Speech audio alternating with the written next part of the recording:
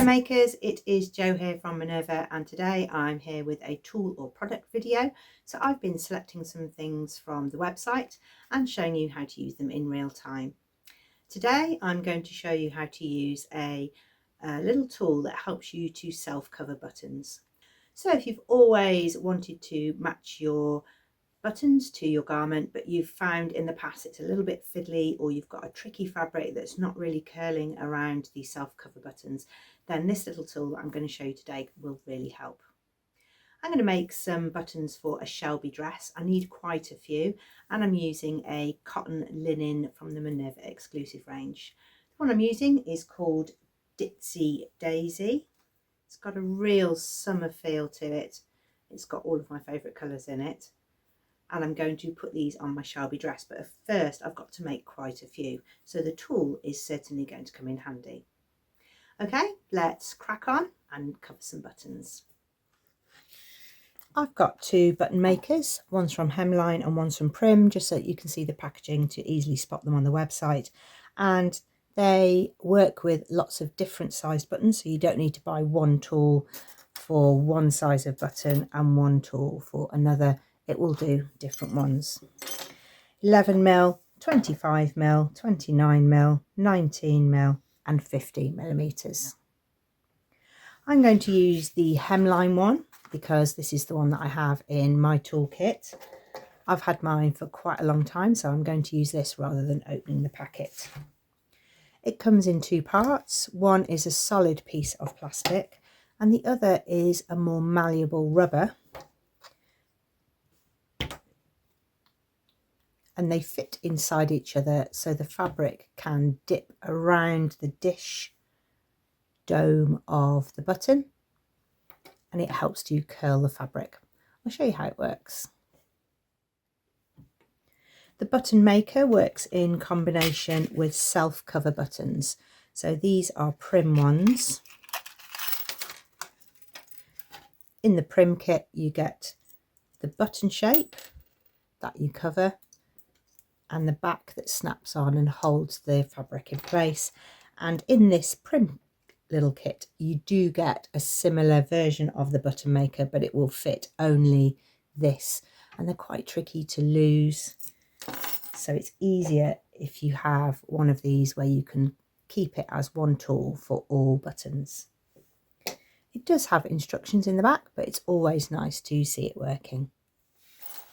Hemline self-cover buttons come on a card and they don't have the little tool in, so you'll either need to manipulate this with your hands with good dexterity, or you'll need the button maker to assist you. First up, we're going to prepare our fabric. Draw a circle which is bigger than your button top, so you've got some fabric to pull over. I've got about just under a centimetre there. You can experiment with your first few cuts to see how big you need your circle.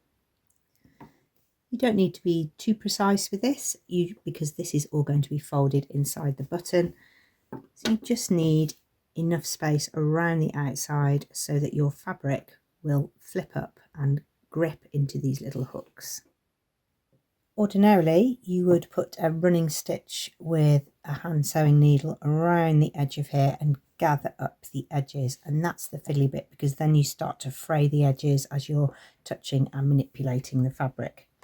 If you do want to know how to cover self-cover buttons, we do have a separate video here that shows the method with the drawstring all the way around the self-cover button.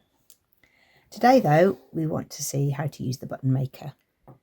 Take your circle of fabric and you need to find the correct size. So I've got a 15mm button, so I need the 15mm part of the tool. I won't need to use any of the rest. Place the fabric right side down and place your button on top. You use an awl so you can see what's happening, and you're going to push the button in the rubbery part of the tool. It presses it down, and then I'm going to continue to use the awl to press the fabric into the button. The hook of the button is facing up, I can see it here. and all of the fabric is now around those gripper teeth. You'll know if you haven't got enough fabric because you can't bring it over the hooks in the button, and you'll know you've got too much if you're covering over that little loop.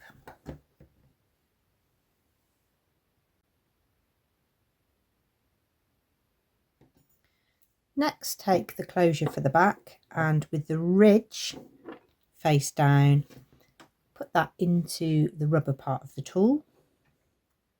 Take the correct side of the button maker and press it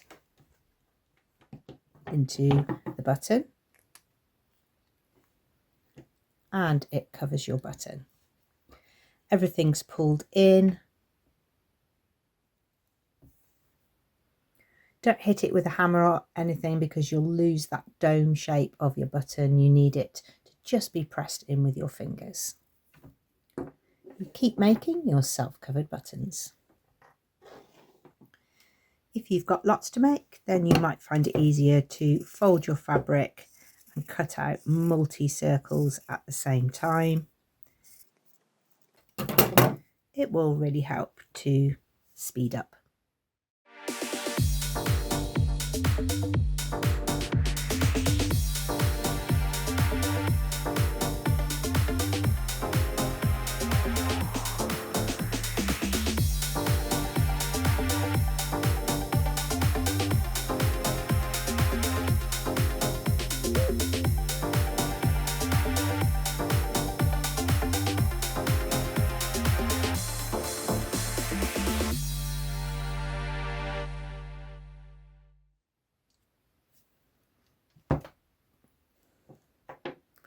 You should be able to hear a little pop sound, and that will tell you that the back has gone on without crushing or pressing down the dome shape of your button. You don't specifically need the awl for using the button maker. You can just use a needle. I just really like my awl. I use it for lots and lots of different jobs, and it's always at hand. Okay, I've got my 7 buttons for my Shelby dress. They were really quick and easy to do with the button maker, and I didn't have to do all of that fiddling of running stitch around each piece of fabric. Let's have a look at a few variations. So if you're working with a coating fabric or something with a bigger weave that's thicker and bulkier, it's often difficult to get that fabric to roll over the edge. That is from the larger button maker slot there. So that really pushed up the sides of the fabric. That's a spare button for my best coat.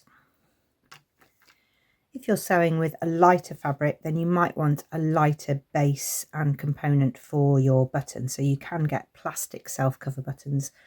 You can make much lighter buttons if you've got a plastic self-cover button rather than a metal one. It also still works in the button maker.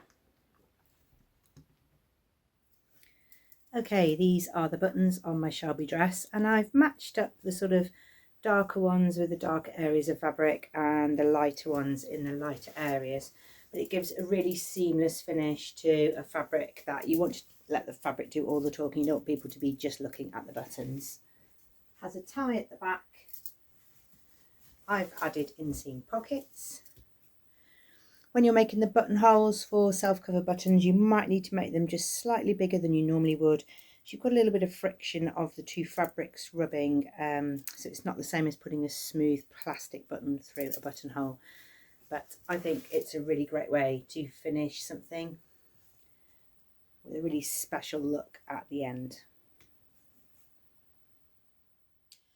For those that like to ask, today I am wearing just a basic Tabitha tee from Tilly and the Buttons, but it is from a cotton peak. And if you've not seen peak fabric, it's 100% cotton, and it's got a little bit of stretch, and it's ideal for polo shirts. It's great for men's and women's sewing, and it really holds its shape really nicely. You do get a little bit of shrinkage, so you need to wash your fabric first, but I really like wearing this t-shirt. It's a really great basic for some of my funky jewellery. I hope today's video has helped you out. Knowing there's a tool that helps you do a job that maybe you've been putting off or not choosing is a real bonus. If you'd like some more of our sewing content, then you can go over to the Minerva YouTube channel, and for free you can subscribe and you'll get access to all of our Learn to Sew playlists there. There's also sew-alongs, how to use your overlocker, pattern drafting, and lots of pattern and fabric pairing videos too. We'd also love to see what you've been making, so do head over to Minerva and share your makes there. We really like to see all the little details, like inside the lining of your coat or jacket, your buttons of course, or any other little details. It's a great way of keeping a sewing diary for yourself, so you can go back and check what you've used, what went well and what didn't go so well, so you can make improvements in your sewing. We would love to see you here again, so do call in and we'll see you soon.